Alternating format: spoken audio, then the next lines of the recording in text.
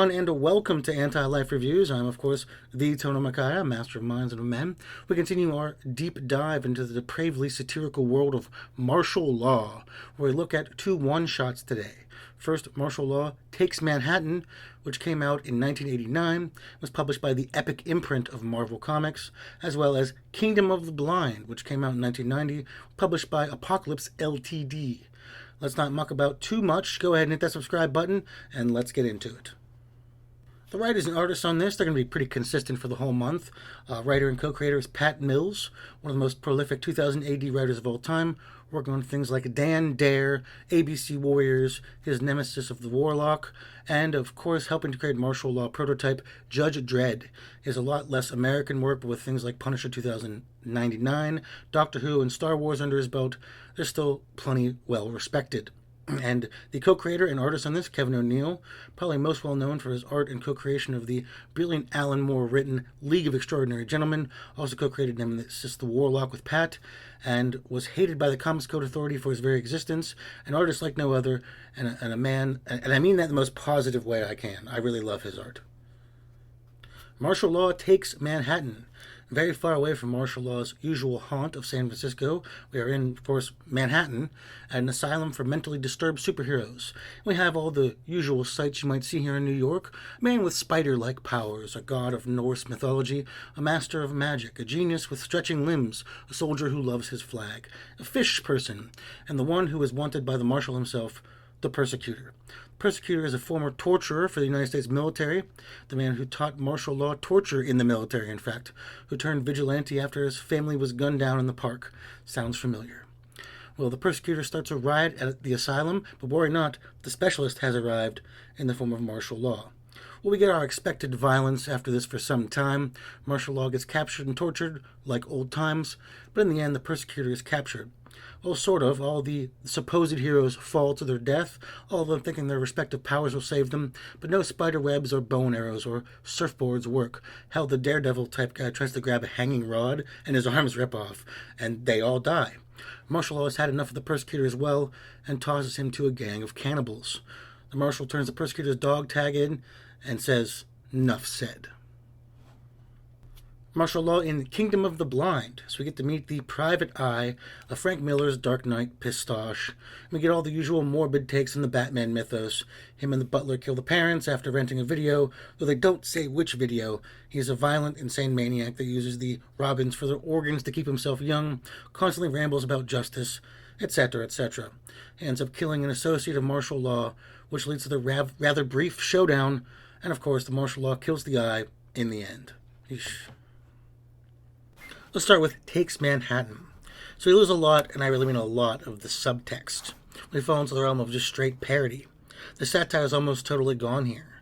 Not that there are not things worth enjoying or talking about, but I'll get to those. But really, I have no idea how this didn't elicit a lawsuit from Marvel, or at the very least a cease and desist.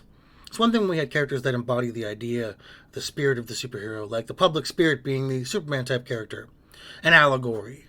But these just came off as flat out having these characters that look, function, and mostly act like the Marvel version. Came off as less clever, slightly more mean-spirited, and entirely unoriginal.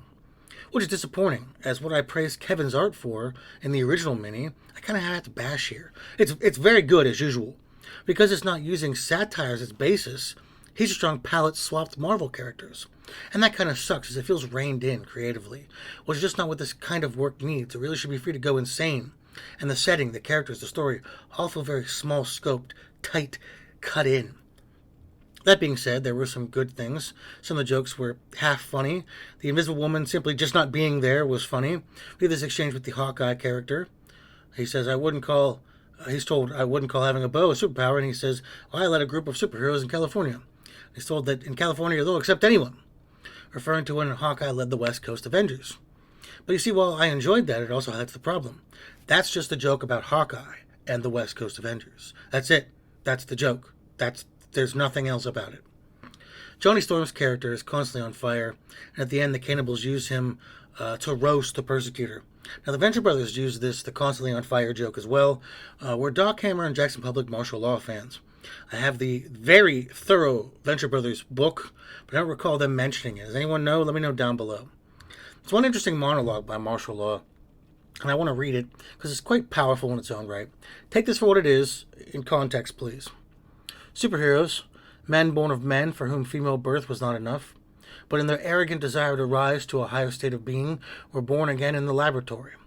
A homosexual rebirth in metal wombs, bombarded with gamma rays, injected with drugs, fertilized in test tubes, bastards of science.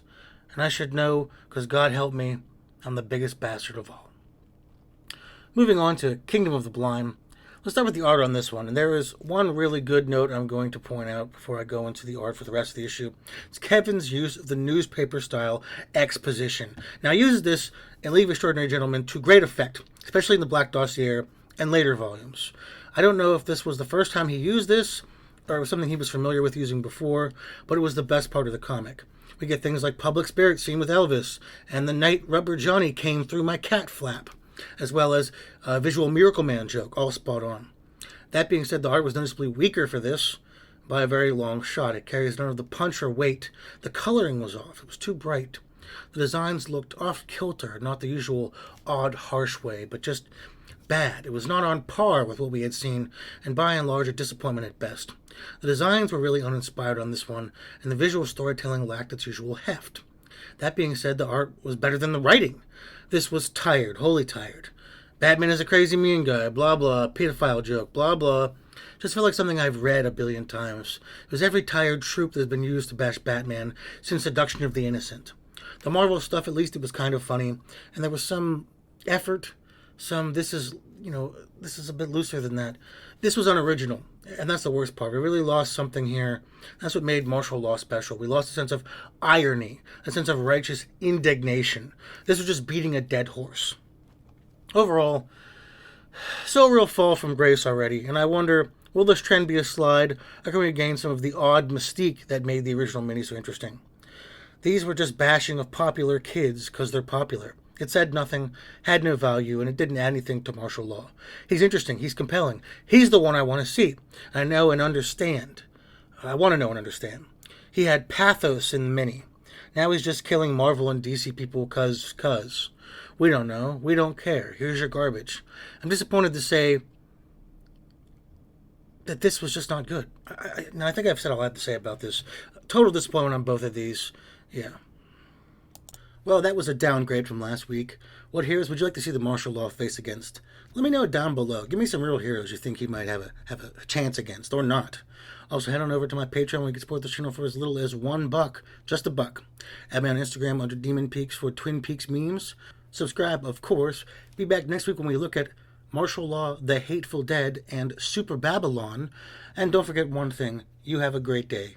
Just for me, the Eternal Micaiah, Master of Minds and of Men. And goodbye.